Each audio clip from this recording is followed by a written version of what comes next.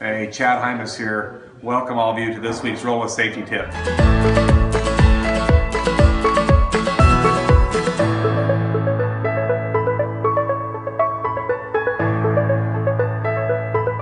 Welcome back, coming to you from Iowa. This is July the 14th. Thank you for joining us this week. Wanted to talk to you this week about a very, very important process in the safety industry. The process is called the ability to stop work. And who has that authority, and why do we implement that strategy and use that process out in the field, in the office, at home, and who can say it? While I've been in Iowa this past week, and today's towards the latter part of the week, we went out and did some job shadowing. And as we were watching these contractors do work, as you're seeing here in this video, working on a backhoe with an open hole and a trench, we were observing that they didn't have the proper shoring, which means we had a guys in a deep hole. Wasn't our guys necessarily per se, or it wasn't the guys that I was speaking to, but it was a contractor that was working for us. And one of the people that actually works for the company that I'm speaking for this week went and pulled this stranger from the hole and said, hey, we don't want you working in that hole until we have the proper shoring, we have the proper tools in place. And the gentleman was reluctant. He chose not to get out of the hole. And so in a proper way, a phone call was made to the proper authorities, to the company's owner, and also to an OSHA inspector, not to be a rat or whistleblower.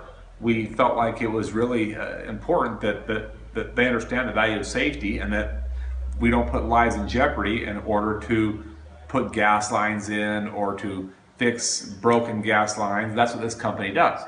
And so, long story short, boss shows up, OSHA people show up, the guy comes out of the hole. He's angry at first. He is upset that people were called because he's in a hole that was 12 feet deep and no shoring, didn't have the proper PPE in. And then, after 5 minutes of visiting with the boss and with the OSHA inspector, he came across the street and he thanked them for calling, and within a matter of moments he had changed his behavior and just said that I'm really sorry and I should have been more open to change and I should not have been down in that hole in the first place, and I'm not going to do that ever again. I put my life in jeopardy is what he said. Stopping work, the ability to stop work and the desire, and who has that ability? Everybody at work that works for your company should have the authority to stop work at any given time when they see something out of place. And when you're on the other end of the stick and someone stops you from doing something because they see you doing something they believe to be unsafe, even though it might not be a belief of yours, take a step back, remain calm, and think about why they're approaching you. Are they approaching you because they think that they're right, you're wrong? I don't think that that's why they're approaching you. They're approaching you because they care. They don't want to see you lose a limb. They don't want to see you get something in your eye. They don't want to see you get hurt.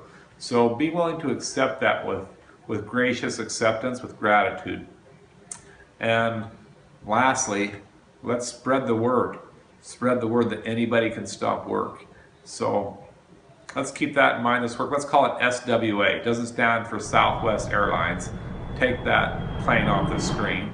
That stands for Stop Work Authority. Let's implement that more often and make our workplaces safer for everybody around us, everybody that works for us, and those people that are observing our work. Until next week, this is Chad Hymas asking all of you to roll with safety.